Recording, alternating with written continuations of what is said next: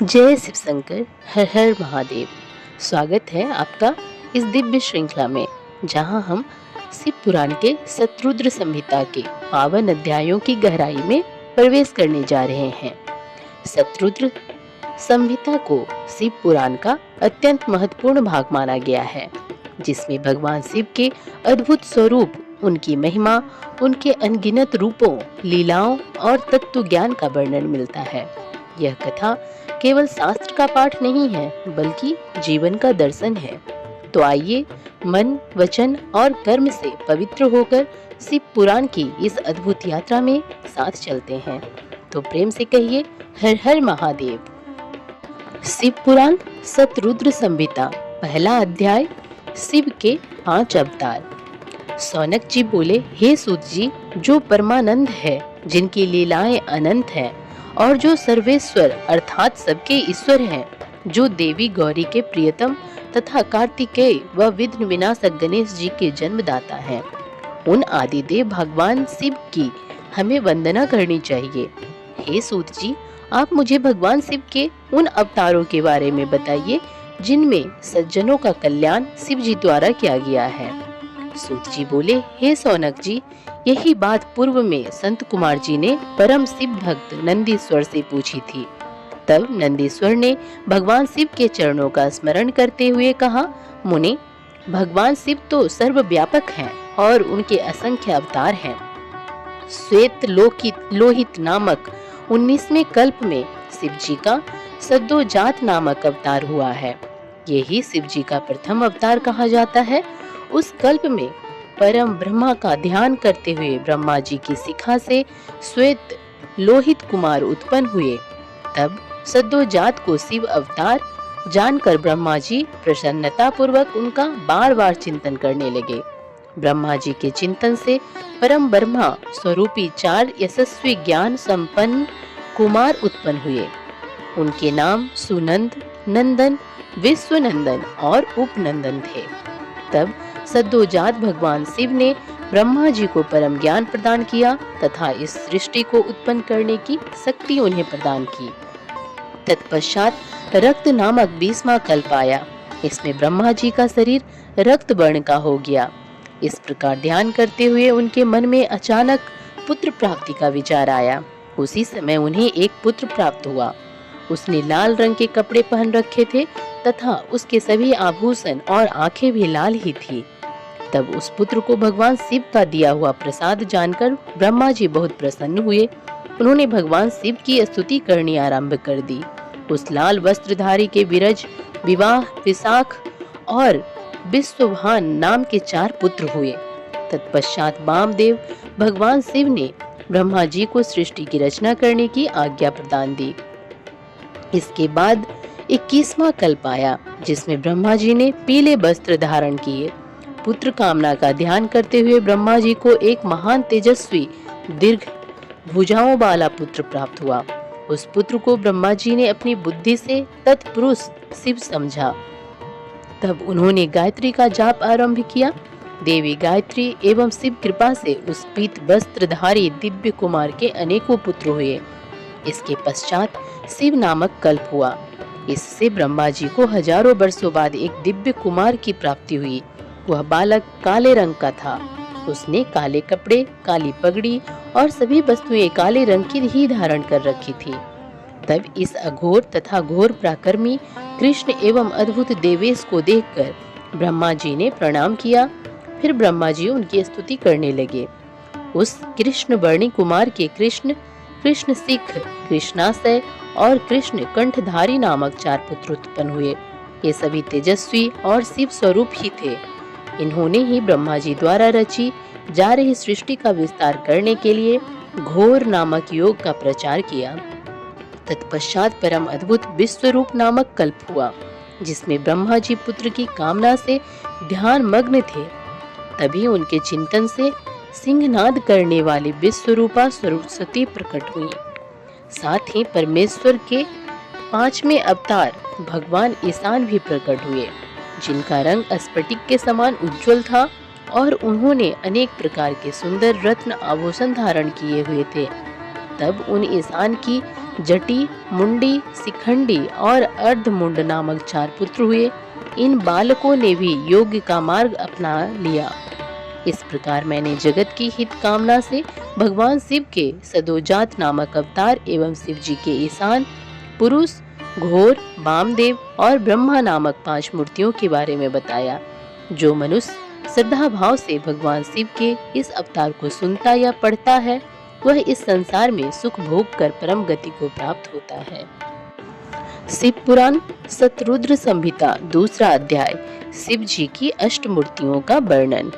नंदीश्वर बोले, हे महामुने, अभी मैंने आपको भगवान शिव के श्रेष्ठ अवतारों के बारे में बताया, जो सुखदाता और परम कल्याणकारी है। अब मैं आपको देवादिदेव महादेव जी की 8 मूर्तियों के विषय में बताता हूँ। मुने, इस विश्व में भगवान शिव की प्रसिद्ध अष्टमूर्तियां निम्न हैं: सर्व, भव, रुद्र, उग्र, भीम, पशुपति, ईशान और महादेव। ये 8 मूर्तियां सूत्र में मणियों की तरह पिरोई गई हैं। भगवान शिव की ये अष्टमूर्तियां पृथ्वी, जल, अग्नि, वायु, आकाश, क्षेत्रज्ञ, सूर्य और चंद्रमा में अधिष्ठित हैं। शास्त्रों के अनुसार भगवान शिव का विश्वंभर रूप इस चराचर जगत को धारण करने वाला है। उन्हीं का भव रूप सलीलात्मक एवं समस्त जगत को जीवन प्रदान करने वाला है और संसार का पालन करता है एवं उसे चलाता है। यही तीसरी मूर्ति का उग्र रूप है। महादेव जी के आकाशात्मक रूप को भीम कहते हैं, जिससे राज समुदाय का भेदन होता है। भक्त वत्सल भगवान शिव का पशुपति रूप आत्माओं का अधिष्ठान करने वाला, संपूर्ण क्षेत्र में निवास करने वाला है। यही पशु एवं जीवों के पास को काटने वाला है। महादेव जी की इस संसार को प्रकाशित करने वाला सूर्य रूप ईशान है और यही आकाश में फैला हुआ है। भगवान शिव का अमृतमयी रश्मियों वाला तथा संसार को तृप्त करने वाला रूप महादेव के नाम से पुकारा जाता है। आत्मा देवादिदेव भगवान शिव का 8वां मूर्ति रूप है और अन्य मूर्तियों की व्यापिका है। भगवान शिव के इस अष्टमूर्ति स्वरूप के कारण ही पूरा संसार शिवमय है। जिस प्रकार पौधों को पानी से सींचने से शाखाएं एवं फूल पुष्पित होते हैं, उसी प्रकार शिव स्वरूप से यह विश्व परिपुष्ट होता है। जिस प्रकार पिता पुत्र को देखकर हर्षित होता है, उसी प्रकार इस जगत के पिता भगवान शिव भी अपने भक्तों को हर्षित और प्रसन्न देखकर संतुष्ट होते हैं और उन्हें आनंद की प्राप्ति होती है। इसलिए हमें सदैव भक्ति भाव से उनकी प्रसन्नता हेतु कार्य करना चाहिए। शिव पुराण शतरुद्र संहिता 3रा अध्याय, अर्धनारीश्वर शिव। नंदीश्वर बोले, जब ब्रह्मा जी द्वारा रची हुई इस सृष्टि का विस्तार नहीं हुआ, तब वे बड़े चिंतित होकर विस्तार के उपायों के विषय में सोचने लगे। ब्रह्मा जी ने विचार किया कि यदि कोई इस संबंध में मेरी मदद कर सकता है तो वे सिर्फ भगवान शिव हैं। तब अपने आराध्य देव भगवान शिव को प्रसन्न करने हेतु उन्होंने शिवा के संयुक्त रूप की आराधना करनी आरंभ कर दी। उनकी स्तुति से प्रसन्न होकर भगवान शिव उनके सामने प्रकट हुए और बोले, हे ब्रह्मा, कहो क्या चाहते हो? अपने मनोरथ के विषय में बताओ ताकि मैं उसे करने में तुम्हारी मदद कर सकूं।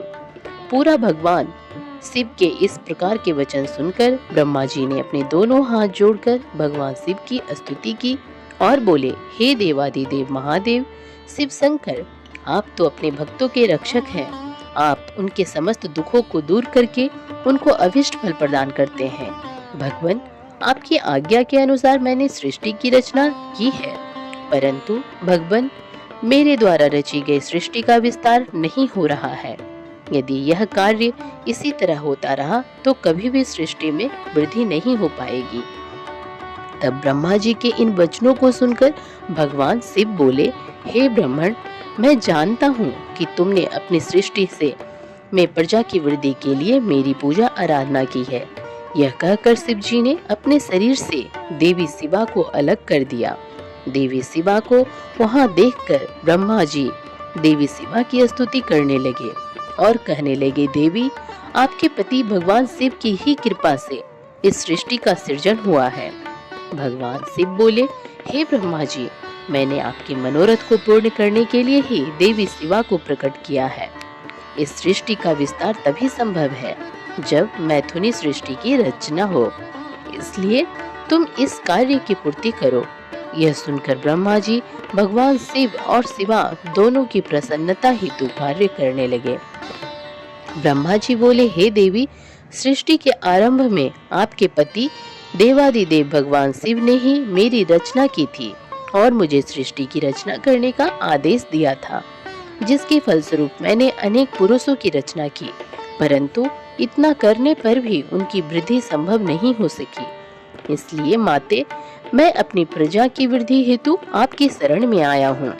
प्रजा वृद्धि तभी संभव है जब सृष्टि का निर्माण कार्य अर्थात वृद्धि स्त्री पुरुष के समागम से हो, परंतु अभी तक मैं नारी को प्रकट नहीं कर पाया हूँ। हे शिवे, आप मुझे नारी की सृष्टि करने के लिए शक्ति प्रदान करें। हे सर्वेश्वरी, हे जगत जननी, मेरे कार्य की सिद्धि हेतु आप मेरे पुत्र दक्ष की पुत्री के रूप में जन्म लीजिए। ब्रह्मा जी की प्रार्थना को मानते हुए देवी जगदम्बा ने दक्ष की पुत्री होना स्वीकार कर लिया। यह कहकर देवी शिवा ने भगवान शिव के शरीर में प्रवेश कर लिया। तत्पश्चात शिव शिवा वहां से अंतर्ध्यान हो गए। तभी से शिव शिवा का अर्धनारीश्वर रूप विख्यात हुआ और इस संसार में स्त्री जाति की रचना संभव हुई। यह अर्धनारीश्वर स्वरूप वर्णन अत्यंत आनंददायक एवं मंगलकारी है। शिव पुराण शत्रुद्र संहिता, चौथा अध्याय, ऋषभ देव अवतार का वर्णन। नंदीश्वर बोले, हे सर्वज्ञ संत कुमार जी, एक बार ब्रह्मा जी से भगवान शिव बोले, ब्राह्मण, 7वें मनवंतर में 12 कल्प होगा। इसमें कल्पेश्वर भगवान प्रकट होंगे, जो तीनों लोकों को अपने दिव्य प्रकाश से आलोकित करेंगे और तुम वैभव स्वत मनु के प्रपौत्र बनोगे। उन मनवंतर में 4 युग होंगे। द्वापर युग के अंत में मैं ब्राह्मणों की रक्षा करने और उनका हित करने हेतु अवतार धारण करूंगा। द्वापर युग में व्यास जी प्रभु का रूप धारण करेंगे। कलयुग के अंत में मैं देवी शिवा सहित श्वेत नामक ब्राह्मण मुनि के रूप में प्रकट होऊंगा। हिमालय पर्वत पर मेरे श्वेत सिख, श्वेताश और श्वेत लोहित नामक 4 शिष्य होंगे। मेरे ये शिष्य अविनाशी तत्व को जानकर जन्म मृत्यु के बंधनों से मुक्त हो जाएंगे। हिमाचल के उच्च शिखर पर जब मैं अवतार लूंगा, उस समय ब्रह्मा जी मेरे शिष्य बनकर मुझसे अव्यय तत्व की शिक्षा लेंगे और मेरे परम भक्त बनकर मेरी आराधना करेंगे। द्वापर में प्रजापति सत्य को तो कली युग में सुतारी नाम से मुझे प्रसिद्धि मिलेगी। उस युग में दुंदुभि, शतरूप, त्रिशिक और केतु आदि वेदों के ज्ञाता मेरे प्रिय शिष्य होंगे। मेरे ये शिष्य ध्यान और योग के माध्यम से शिव लोक को प्राप्त करेंगे। द्वापर के 3रे चरण में व्यास जी भार्गव के रूप में अवतरित होंगे और शिव लोक के पास दमन नाम से प्रसिद्ध होंगे। मेरे विशोकादि नामक 4 पुत्र व्यास जी के शिष्य होंगे, जिन्हें मैं दृढ़ निवृत्ति का उपदेश दूंगा। तत्पश्चात चौथे द्वापर में अंगिराज व्यास होंगे और मैं सुहोत्र नाम से प्रकट होऊंगा। मेरे 4 पुत्र होंगे और वे चारों महात्मा बन जाएंगे। मेरे ये चारों पुत्र सुमुख, दुर्मुख, दुदुर्भ और दुर्तिक्रम नाम से विख्यात होंगे। 5वें द्वापर में व्यास जी सविता नाम से प्रसिद्ध होंगे और मैं कंक नामक योगी व महान तपस्वी होऊंगा। तब मैं व्यास जी की सहायता करूंगा और उन्हें अर्थ मुक्ति के मार्ग का आश्रय दूंगा। 9वां द्वापर आने पर व्यास जी सारस्वत होंगे। तब मैं स्वयं ऋषभ नामक अवतार धारण करूंगा। पराशर, गर्ग, भार्गव तथा गिरीश मेरे शिष्य होंगे। ये चारों श्रेष्ठ योगी होंगे और सदा योग के मार्ग का ही अनुसरण करेंगे। अपने ऋषभ अवतार में मैं भद्रायु नाम के एक राजकुमार को जीवन दान दूंगा। जो कि विष द्वारा मर जाएगा। जब वह राजकुमार भद्रायु 16 वर्ष का होगा, उस समय मेरे अंश ऋषभ ऋषि उसके घर जाएंगे। जब वह राजकुमार श्रद्धा और भक्ति भावना से उनका पूजन करेगा, तब वे मुनि उसे राजधर्म का उपदेश देंगे। उसकी पूजा अर्चना से प्रसन्न होकर वे मुनि भद्रायु को दिव्य कवच, शंख तथा शत्रुओं का विनाश करने वाला खड्ग प्रदान करेंगे। यही नहीं, वे उसके शरीर पर अद्भुत भस्म लगाकर उसे 12,000 हाथियों का बल भी प्रदान करेंगे। इस प्रकार भद्रायु को अनेकों वरदान और दिव्य वस्तुएं प्रदान करने के पश्चात वे वहां से चले जाएंगे। तब भद्रायु रिपु गणों को युद्ध में हराकर कीर्ति मालिनी नामक परम सुंदरी कन्या में से विवाह करके धर्म पूर्वक राज्य करेगा। यही ऋषभ नामक 9वां अवतार है। ऋषभ चरित्र परम पावन, महान तथा स्वर्ग, यश और आयु प्रदान करने वाला है। शिव पुराण शत्रुद्र संहिता 5वां अध्याय, शिवजी द्वारा योगेश्वर अवतारों का वर्णन। शिवजी बोले, ब्रह्मा 10वें द्वापर में त्रिधामा नामक व्यास मुनि होंगे, जो हिमालय के उच्च शिखर पर भृंगु नामक स्थान पर रहेंगे। उस अवतार में भी मेरे भृंगु, बलबंधु, नारामित्र और केतु श्रृंग नामक 4 तपस्वी होंगे। 11वां द्वापर आने पर त्रिवृत नामक व्यास होंगे और मैं कलिंग में गंगा के द्वापर में तप नाम से प्रकट होऊंगा। और लंबोदर, लंबदा, केसलम पुत्र और प्रलंबक नामक मेरे 4 पुत्र होंगे। ये चारों दृढ़ वर्ती होंगे। तत्पश्चात 12वां द्वापर आएगा। इसमें सत तेजा मुनि व्यास होंगे और मैं अत्रि नामक अवतार धारण करूंगा। उस समय सर्वज्ञ, समबुद्धि, साध्य और सर्व नाम के मेरे 4 पुत्र होंगे। ये महायोगी होंगे और निवृत्ति के मार्ग का अनुसरण करेंगे। 13वें द्वापर में व्यास धर्म स्वरूप नारायण होंगे और मैं गंधमादन पर्वत पर बाल खिल्याश्रम में जन्म लेकर महामुनि बलि के नाम से जाना जाऊंगा। तब सुधामा, कश्यप, वशिष्ठ और बिरजा मेरे पुत्र होंगे। वही 14वें द्वापर युग में व्यास जी दक्ष बनकर मैं और गौतम के रूप में अवतरित होऊंगा। तब अत्रि, बसद, श्रवण और श्रवि कष्ट मेरे पुत्र के रूप में जन्म लेंगे। 15वां द्वापर आने पर मैं हिमालय के वेद शीर्ष नामक पर्वत पर सरस्वती नदी के उत्तरी तट पर वेदशिरा का रूप धारण करूंगा। वेदशिरा के अवतार में कुणी बाहु, कुशरीर और कुनेत्रक नामक 4 वीर पराक्रमी पुत्र उत्पन्न होंगे। उस समय व्यास जी त्रयारुणी नामक अवतार में होंगे। 16वां द्वापर युग आने पर व्यास जी देव नाम धारण करेंगे और मैं गोकर्ण नामक वन में गोकर्ण बनकर जन्म लूंगा तथा काश्यप, उष्णा, चैवन और बृहस्पति मेरे 4 पुत्र होंगे। 17वें द्वापर युग में व्यास देवकृत जन्म होंगे। मैं गुहावासी नाम से अवतार लूंगा और उत्तथ्य, वामदेव, महायोगा और महाबल मेरे पुत्र होंगे। 18वां द्वापर आने पर मैं शिखंडी पर्वत पर, जहाँ शिखंडी वन है, वहाँ शिखंडी नाम से अवतरित होऊंगा और ऋतुंजय व्यास होंगे। उस समय बाचा, श्रवा, रुचिक, स्यावास्या और यतीश्वर मेरे पुत्र तपस्वी होंगे। 19वें द्वापर युग में महामुनि भारद्वाज व्यास होंगे और मैं माली नाम से हिमालय के शिखर पर जन्म में लूंगा। तब मेरी लंबी लंबी जटाएं होंगी। हिरण्यनामा, कौसल्य, लोकाक्षी और प्रधिमी, जो कि गंभीर स्वभावी है, मेरे पुत्रों के रूप में जन्म लेंगे। 20वां द्वापर आने पर व्यास जी गौतम और मैं अट्टहास नाम से अवतार धारण करेंगे। सुमंत, बर्वरी, विद्वान, कबंध और कुणिबंधर मेरे योग संपन्न पुत्र होंगे। 21वें द्वापर युग में मैं दारुक नाम से पैदा होऊंगा और मेरे नाम से उस स्थान का नाम दारुबन हो जाएगा। पल्च, दर्भामणि, केतुमान तथा गौतम मेरे पुत्र होंगे और वाजश्रवा व्यास होंगे। 22वां द्वापर युग आने पर व्यास जी सुषमायान के रूप में अवतार लेंगे और मैं वाराणसी में लांगली भीम के अवतार के रूप में प्रकट होऊंगा। उस समय मुझ हलायुधारी शिव का दर्शन सभी देवता करेंगे तथा भल्लरी, मधु, पिंग और श्वेत केतु मेरे पुत्र होंगे तथा वे धार्मिक रुचि रखने वाले होंगे।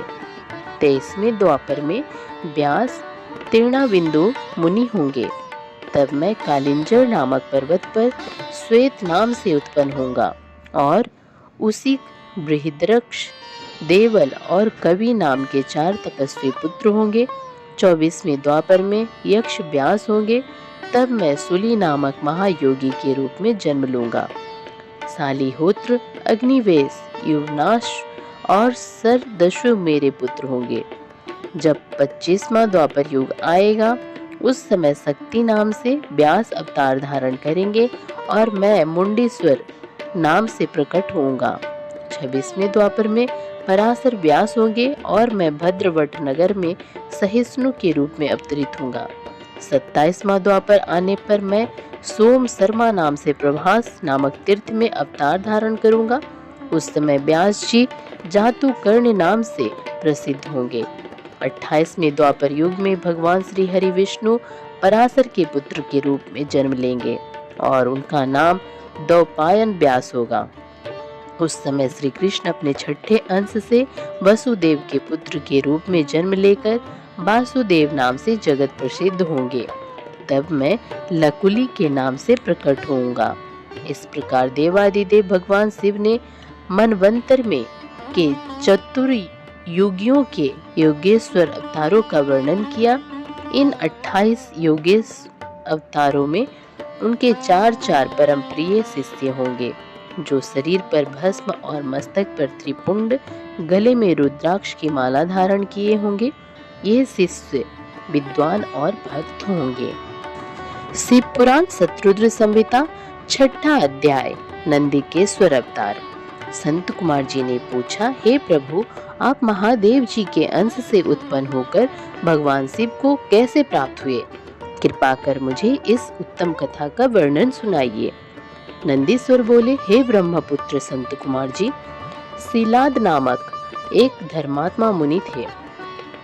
एक बार जल पुत्र की कामना से सीलादी ऋषि इंद्र की तपस्या और उनका ध्यान करने लगे।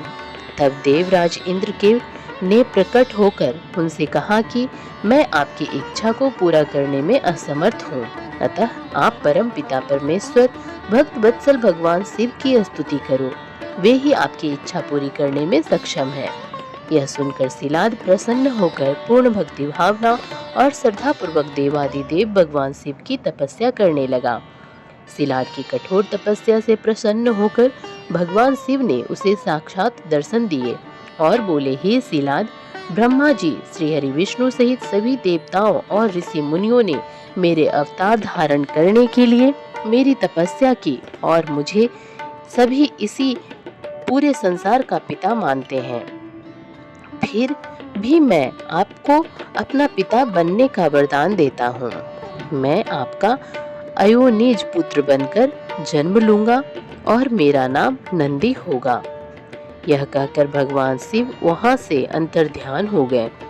तत्पश्चात सीलाद भगवान शिव की जय जयकार करते हुए अपने आश्रम में चले गए। वहां उन्होंने सभी को यह बात बताई। कुछ समय उपरांत मेरे पिता सीलाद यज्ञ भूमि को सही कर रहे थे।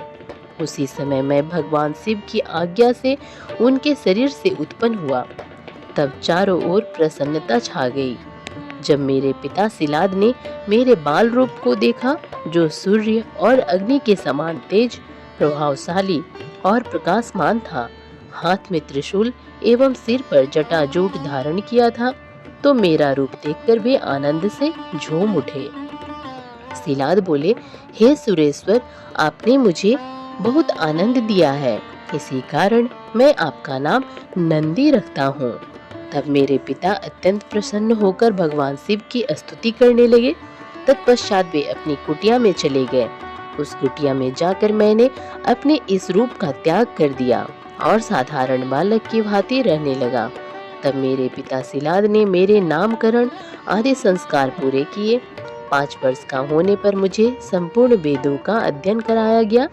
जब मैं 7 वर्ष का हुआ तो देवादिदेव भगवान शिव की आज्ञा से मित्र और वरुण नामक मुनि मुझे देखने मेरे आश्रम आए। मेरे पिता शिलाद ने उन दोनों को उत्तम आसन पर बैठाया और उनकी बहुत आवाभगत की। तब वे दोनों मुझे बार बार निहारने लगे और कुछ देर पश्चात वे मेरे पिता से बोले, हे तात, तुम्हारा यह पुत्र इतनी छोटी आयु में ही सब शास्त्रों का ज्ञाता हो गया है, लेकिन इसकी आयु तो बहुत कम है। इसके जीवन का तो मात्र 1 वर्ष शेष रह गया है। तब उन दोनों की बातें सुनकर मेरे पिता शिलाद अत्यंत दुख से भर गए और रोने लगे। अपने पिता को इस प्रकार दुखी देखकर नंदीश्वर ने उनसे प्रश्न किया। वे पूछने लगे, पिताजी, आप किस कारण इतना दुखी हो रहे हैं? तब पिता शिलाद ने मुझे मेरी अल्पायु के विषय में बताया। तब मैं बोला, हे पिताजी, आप इस प्रकार दुखी न हो। मुझे देवता, दानव, यक्ष, गंधर्व, काल, यमराज या कोई भी मनुष्य नहीं मार सकता। मेरी अल्पायु में मृत्यु नहीं होगी। मेरी इस प्रकार के वचनों को सुनकर मेरे पिता शिलाद ने पूछा कि पुत्र, तुमने ऐसा कौन सा तप किया है या तुम्हें ऐसी कौन सी शक्ति प्राप्त हो गई है जो तुम ऐसा कह रहे हो? तब मैंने कहा, हे पिताजी, मैं भगवान शिव की आराधना और स्तुति से ही मृत्यु को दूर भगा दूंगा। आप चिंता ना करें। यह कहकर नंदी ने पिता शिलाद को प्रणाम किया और स्वयं वन की ओर चल दिया। शिव पुराण शत्रुद्र संहिता 7वां अध्याय। नंदी को वर प्राप्ति और विवाह वर्णन। नंदीश्वर बोले, हे महामुने, मैंने वन में जाकर घोर तपस्या करनी शुरू कर दी और मैं स्वच्छ मन और श्रद्धाभाव से भगवान शिव के 3 नेत्र, 10 भुजा तथा 5 मुख वाले रूप का ध्यान करते हुए मंत्र का जाप करने लगा। मेरी दुष्कर तपस्या से अभिभूत होकर भगवान शिव प्रसन्न हो गए। तब भगवान शिव ने देवी पार्वती सहित मुझे दर्शन दिए। भगवान शिव बोले, हे शिलाद पुत्र नंदी, मैं तुम्हारी इस तपस्या से बहुत प्रसन्न हुआ हूँ। तुम जो चाहो मनोवांछित वर मांग सकते हो। तुम्हारी इच्छा मैं अवश्य पूरी करूँगा। देवादिदेव भगवान शिव के ये उत्तम वचन सुनकर मैं उनके चरणों में गिर पड़ा और पुनः उनकी स्तुति करने लगा। तब भगवान शिव ने अपने हाथों से मुझे ऊपर उठाया और बोले, हे वत्स नंदी, मेरे होते हुए भला तुम्हें मृत्यु भय कैसा? तुम अजर अमर हो और सदा मेरे गणनायक बनकर रहोगे। मेरा प्रेम तुम पर सदा बना रहेगा और तुम मृत्यु को भी कभी प्राप्त नहीं होगे। तुम्हारे घर पधारे वे दोनों मुनि मैंने ही भेजे थे, अतः अब तुम अपने शोक और चिंताओं को त्याग दो। यह कहकर भगवान शिव ने कमल के फूलों की माला अपने गले में से उतार कर मेरे गले में डाल दी।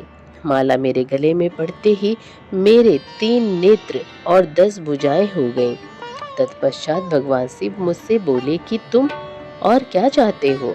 मैंने कहा, प्रभु, मैं आपकी सवारी बनना चाहता हूँ। तब महादेव शिव जी ने अपनी जटाओं से हार के समान निर्मल जल मुझ पर छिड़क कर कहा कि नंदी हो जाओ। तब उन परमेश्वर शिव की जटा से जटोरक, त्रिश्रोता, वृषभध्वनि, सप्तनदिका और जम्बू नदियां बह निकली।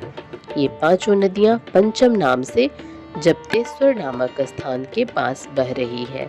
जो मनुष्य इन 5 नद नामक नदियों पर जाकर प्रसन्न मन से भगवान शिव की उपासना करता है, उसे परम मोक्ष की प्राप्ति होती है। उसकी सभी कामनाएं भगवान शिव अवश्य पूरी करते हैं। भगवान शिव ने देवी पार्वती से कहा कि देवी, मैं नंदी को अपने गणों का अधिपति बनाना चाहता हूँ। शिव जी के वचन सुनकर देवी पार्वती बोली, प्रभु, मैं नंदी को अपना पुत्र मानती हूँ। तब भगवान शिव ने अपने सभी गणों को बुलाकर उनसे कहा कि मैंने नंदी को आप सब गणों का अधिपति बनाया है। भगवान शिव का यह कथन सुनकर सभी गणों ने प्रसन्नता पूर्वक उन्हें अपना स्वामी स्वीकार किया। फिर सब देवताओं और मुनियों ने नंदी का अभिषेक किया। तत्पश्चात नंदी का विवाह मारुतों की सुंदर दिव्य कन्या सुयसा से संपन्न हुआ। नंदी के सपत्नीक परमेश्वर शिव को नमस्कार किया। महादेव जी ने नंदी को ऐश्वर्य संपन्न, महायोगी, महान धनुर्धारी, अजय और महाबली होने का आशीर्वाद प्रदान किया। देवी पार्वती ने प्रसन्नता पूर्वक नंदी को मनोवांछित फल मांगने के लिए कहा। नंदी बोला कि हे माते, मेरी सदैव आपके चरणों में भक्ति बनी रहे। यह सुनकर देवी पार्वती ने उसकी इच्छा पूर्ण कर दी। तत्पश्चात सब देवताओं ने भी हर्षित मन से मुझे अनेक वरदान प्रदान किए। तब भगवान शिव से आज्ञा लेकर सब उनका गुणगान करते हुए अपने स्थान चले गए। महामुनि नंदीश्वर के अवतार का वर्णन शिव भक्ति बढ़ाने वाला और आनंददायक है। इसे पढ़ने अथवा सुनने से सभी सुखों की प्राप्ति होती है। शिव पुराण शत्रुद्र संहिता 8वां अध्याय भैरव अवतार। नंदीश्वर बोले, हे संत कुमार जी, भगवान शिव के परम रूप भैरव जी हैं। एक समय की बात है, ब्रह्मा जी सुमेरु पर्वत पर बैठकर ध्यान में मग्न थे। उसी समय देवता उनके पास आए और उन्हें हाथ जोड़कर नमस्कार करने लगे। तत्पश्चात उन्होंने पूछा, हे ब्राह्मण, इस संसार में अविनाशी तत्व क्या है? कृपा कर इस विषय में हमें बताइए।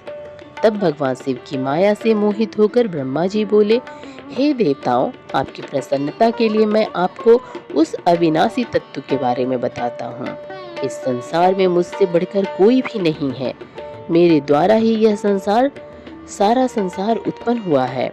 मैं ही स्वयं भू, अज, ईश्वर, अनादि, भोक्ता, ब्रह्मा और निरंजन आत्मा हूँ। मेरे कारण ही संसार प्रवृत्त और निवृत्त होता है। ब्रह्मा जी के इन वचनों को सुनकर वहीं बैठे भगवान श्री हरि विष्णु को बहुत बुरा लगा। तब श्री हरि ब्रह्मा जी को समझाते हुए बोले कि ब्रह्मा, तुम इस प्रकार अपनी स्वयं ही प्रशंसा ना करो, क्योंकि मेरी आज्ञा के फलस्वरूप ही तुम इस सृष्टि के रचयिता हो। इस प्रकार ब्रह्मा जी व श्री हरि आपस में लड़ाई करने लगे। दोनों ही अपने को बड़ा और दोनों को निम्न समझ रहे थे। तब उन्होंने अपने को उच्च सिद्ध करने के लिए वेदों का स्मरण किया। फलस्वरूप चारों वेद वहां उपस्थित हो गए। जब ब्रह्मा जी और श्री हरि विष्णु ने उन चारों वेदों से अपनी श्रेष्ठता के संबंध में पूछा, तब सर्वप्रथम ऋग्वेद भगवान शिव का स्मरण करते हुए बोले, हे ब्राह्मण, हे श्री हरि, जिसके भीतर समस्त भूत निहित है तथा जिसके द्वारा सब कुछ प्रवृत्त होता है, जिन्हें इस संसार में परम तत्व कहा जाता है, वह एक भगवान शिव ही है। तब यजुर्वेद बोले कि उन परमेश्वर भगवान शिव की कृपा से ही वेदों की प्रामाणिकता भी सिद्ध होती है। उन्हीं भगवान शिव शंकर को संपूर्ण यज्ञों तथा योग में स्मरण किया जाता है। तत्पश्चात सामवेद बोले कि जो समस्त संसार के लोगों को भरमाता है और जिसकी खोज में सदा ऋषि मुनि लगे रहते हैं, जिनकी कांति से सारा विश्व प्रकाशमान होता है, वह त्र्यंबकम महादेव जी हैं। इस पर अथर्व बोल उठे, भक्ति से साक्षात्कार कराने वाले तथा समस्त दुखों का नाश करने वाले एकमात्र देव भगवान शिव ही है। वेदों द्वारा कहे गए इन वचनों को सुनकर ब्रह्मा और विष्णु बोले, हे वेदों, तुम्हारे वचनों से सिर्फ तुम्हारी अज्ञानता ही झलकती है। भगवान शिव तो सदा नंगे रहते हैं, अपने शरीर पर भस्म धारण करते हैं। उनके सिर पर जटाजूट व गले में रुद्राक्ष है। वे सर्पों को भी धारण करते हैं। भला शिव को परम तत्व कैसे कहा जा सकता है? उन्हें परम ब्रह्मा किस प्रकार माना जा सकता है? ब्रह्मा जी और श्री हरि विष्णु के इन वचनों को सुनकर हर जगत मूर्त और अमूर्त रूप में विद्यमान रहने वाले ओंकार बोले कि भगवान शिव शक्तिधारी हैं, वही परमेश्वर हैं तथा सबका कल्याण करने वाले हैं। वे महान लीलाधारी हैं और इस संसार में सब कुछ उनकी आज्ञा से ही होता है। ओंकार की बातें सुनकर भी ब्रह्मा जी और विष्णु जी की बुद्धि में ये बातें नहीं आई और वे इसी प्रकार आपस में लड़ते रहे। उनका विवाद खत्म होने का नाम ही नहीं ले रहा था। तभी उन दोनों के बीच में एक विशाल ज्योति प्रकट हो गई। इस विशाल ज्योति का न तो आरंभ था, ना ही कोई अंत। उस अग्नि की ज्वाला से ब्रह्मा जी का 5वां मुख जलने लगा। उसी समय कल्याणकारी भगवान शिव वहां प्रकट हो गए। ब्रह्मा जी शिव जी से बोले, हे पुत्र, तुम मेरी शरण में आओ, मैं तुम्हारी रक्षा करूंगा। तुम मेरे सिर से ही प्रकट हुए हो। तुमने प्रकट होकर रोना आरंभ कर दिया था, इसी कारण मैंने तुम्हारा नाम रुद्र रखा था। ब्रह्मा जी के इस प्रकार के वचनों को सुनकर सर्वेश्वर भगवान शिव को भी क्रोध आ गया। उनके क्रोध से तत्काल ही एक पुरुष उत्पन्न हो गया। उसका नाम भैरव था। भगवान शिव ने उस पुरुष को आदेश देते हुए कहा, हे कालराज, तुम साक्षात काल के समान हो, इसलिए आज से तुम जगत में काल भैरव के नाम से विख्यात होगे। तुम ब्रह्मा पर शासन करो और उनके गर्भ को नष्ट करो तथा इस संसार का पालन करो। आज से मैं तुम्हें काशीपुरी का आधिपत्य प्रदान करता हूँ। वहाँ के पापियों को दंड देना तुम्हारा ही कार्य होगा। वहाँ के मनुष्यों द्वारा किए गए अच्छे बुरे कर्मों का लेखा चित्रगुप्त स्वयं लिखेंगे। भगवान शिव के इस आदेश को काल भैरव ने प्रसन्नता पूर्वक ग्रहण किया। तत्पश्चात उन्होंने अपनी बाईं उंगली के अग्रभाग से ब्रह्मा जी का 5वां सिर काट दिया। यह देखकर ब्रह्मा जी भयभीत होकर शतरुद्रीय का पाठ करने लगे। भगवान शिव की कृपा से दोनों के बीच का विवाद तुरंत समाप्त हो गया। उन्हें शिव जी का अपमान करने पर अत्यंत पछतावा होने लगा। भगवान शिव भक्त वत्सल हैं और अपने भक्तों का सदैव कल्याण करते हैं। उन्होंने ब्रह्मा जी और विष्णु जी को भी क्षमा करके उन्हें अभय प्रदान कर दिया। तत्पश्चात भगवान शिव ने काल भैरव को आज्ञा प्रदान की कि वे सदा ब्रह्मा और विष्णु का आदर करें और पापियों को दंड प्रदान करें। शिव पुराण शतरुद्र संहिता 9वां अध्याय। भैरव जी का अभिवादन। नंदीश्वर बोले, हे संत कुमार जी, भगवान शिव का आशीर्वाद पाकर भैरव जी कालों के भी काल हुए। उन्होंने अपने प्रभु भगवान शिव की आज्ञा से कापालिक व्रत को धारण किया। काल भैरव हाथ में कपाल लेकर काशी नगरी की ओर चल दिए, परंतु ब्रह्मा हत्या नामक कन्या उनके पीछे लग गई। एक दिन जब काल भैरव कपालिक वेश धारण करके भगवान नारायण के स्थान पर गए, तब त्रिनेत्रधारी भगवान शिव के भैरव रूप को आता हुआ देखकर सब देवताओं व ऋषि मुनियों ने हाथ जोड़कर उन्हें प्रणाम किया और उनकी स्तुति करने लगे। भगवान विष्णु ने अपनी प्रिया देवी लक्ष्मी से कहा, हे देवी, आज हम दोनों धन्य हो गए जो हमने भगवान शिव के काल भैरव का रूप का दर्शन किया। इन्हीं ने इस पृथ्वी को धारण कर रखा है। यह भगवान शिव ही शरणागतों को शांति प्रदान करने वाले तथा सभी तत्वों से युक्त है। यही सब प्राणियों के अंतर्यामी और अपने भक्तों को सब कुछ प्रदान करने वाले और उनकी कामनाओं को पूरा करने वाले हैं। इनके दर्शनों से ही मनुष्य सब बंधनों से मुक्त हो जाता है। काल भैरव जी को इस प्रकार भिक्षा मांगते हुए देखकर भगवान श्री हरि विष्णु ने उनसे प्रश्न किया कि हे भगवान, आप तो तीनों लोगों का राज्य प्रदान करने वाले हैं, भला आपको भिक्षा मांगने की क्या आवश्यकता पड़ गई? तब विष्णु जी के इस प्रकार के वचनों को सुनकर काल भैरव जी बोले, हे नारायण, मैंने ब्रह्मा जी के 5वें सिर को काट दिया था, इसलिए अपने द्वारा किए गए पाप का पश्चाताप करने हेतु मैं यह कर रहा हूँ। तब काल भैरव के इन वचनों को सुनकर भगवान विष्णु बोले, हे भैरव, आप तो समस्त दुखों का नाश करने वाले विघ्नहर्ता हैं। आप सदा ही लीलाएं करते रहते हैं। तब देवी ने भिक्षा के रूप में मनोरथी नाम की विद्या भैरव जी के भिक्षा पात्र में डाल दी। भिक्षा पात्र करके भैरव जी अन्य स्थान की ओर चल पड़े।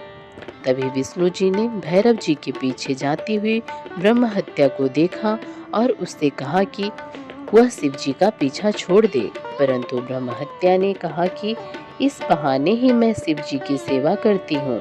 यह कहकर ब्रह्म हत्या फिर भैरव जी का पीछा करते हुए काशी नगरी के समीप आ गई। वहां पहुंचते ही ब्रह्म हत्या पाताल में समा गई और ब्रह्मा जी का सिर भैरव जी के हाथ से छूटकर पृथ्वी पर गिर पड़ा।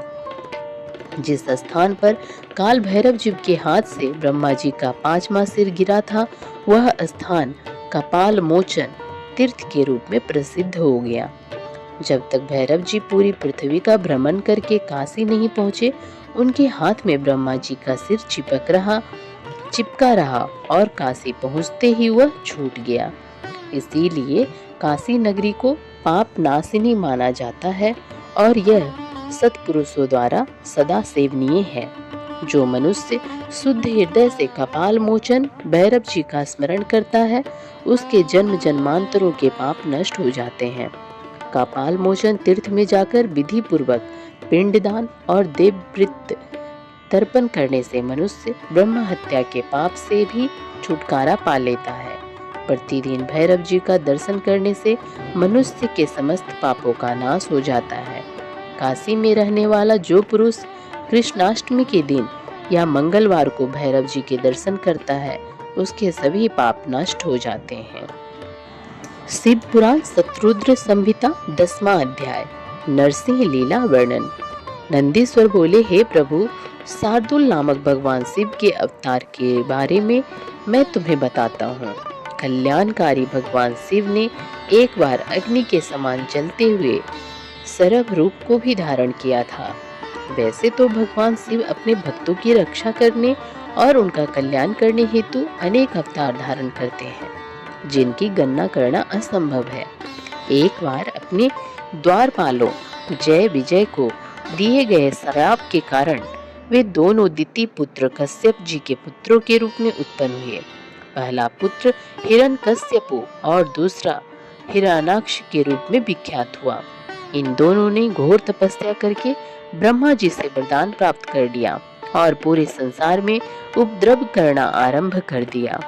वे किसी से डरते नहीं थे और ऋषि मुनियों और देवताओं के शत्रु बनकर उन्हें सदैव नुकसान पहुंचाते थे।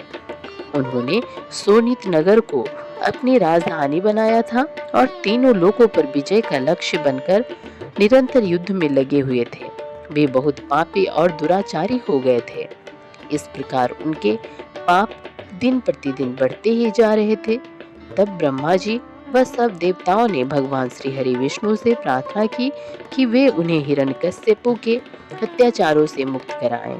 हिरण्यकश्यपु ने अपने पुत्र प्रहलाद को भी मारने का प्रयत्न किया, क्योंकि प्रहलाद भगवान विष्णु का परम भक्त था और अपने पिता हिरण्यकश्यपु को भी सदा विष्णु जी की शरण में जाने की सलाह देता था। जबकि हिरण्यकश्यपु अपने आगे किसी की कुछ नहीं सुनता था, कुछ नहीं समझता था। वह स्वयं को भगवान मानता था और अपनी प्रजा से अपनी पूजा करने के लिए कहता था। एक दिन हिरण्यकश्यपु ने प्रहलाद को मार डालने के लिए उसे एक विशाल खंभे पर बांध दिया। भक्तवत्सल भगवान अपने भक्तों को कष्ट में देखकर सदा उनकी रक्षा करने के लिए आते हैं। भगवान विष्णु ने नरसिंह रूप धारण किया, जो कि आधा मनुष्य का था और आधा सिंह का, और उसी खंभे को फाड़कर प्रकट हो गए। उन्होंने देखते ही देखते युद्ध करने आए सभी दैत्यों का संहार कर दिया। तत्पश्चात हिरण्यकश्यपु को अपनी गोद में लिटाकर अपने नाखूनों से उसका शरीर फाड़ दिया। हिरण्यकश्यपु के मरते ही सब देवता आनंदित हो उठे, परंतु जब नरसिंह रूप धारण किए हुए भगवान विष्णु का क्रोध शांत नहीं हुआ तो सभी चिंतित हो गए। तब अपने आराध्य भगवान विष्णु का क्रोध शांत करने के लिए उनके भक्त प्रहलाद ने उनकी स्तुति की। प्रहलाद की स्तुति से प्रसन्न होकर विष्णु जी ने उन्हें गले से लगा लिया, परंतु फिर भी उनके क्रोध की ज्वाला शांत नहीं हुई। तब सब देवता भक्त वत्सल कल्याणकारी भगवान शिव की शरण में गए और उनसे विष्णु के क्रोध को शांत करने की प्रार्थना की। उनकी प्रार्थना सुनकर सर्वेश्वर शिव ने उन्हें कहा, हे देवताओं, आप लोग चिंता का त्याग करके अपने अपने धाम को जाइए। मैं भगवान श्री हरि विष्णु को अवश्य शांत करूंगा। तब देवता प्रसन्नता पूर्वक अपने धाम को चले गए। तो भक्तों, आपने अभी अभी सुना शिव पुराण के शतरुद्र संहिता के पहले 10 अध्यायों का दिव्य वर्णन। इन अध्यायों से हमें यह शिक्षा मिलती है कि भगवान शिव अनादि हैं और अनंत है।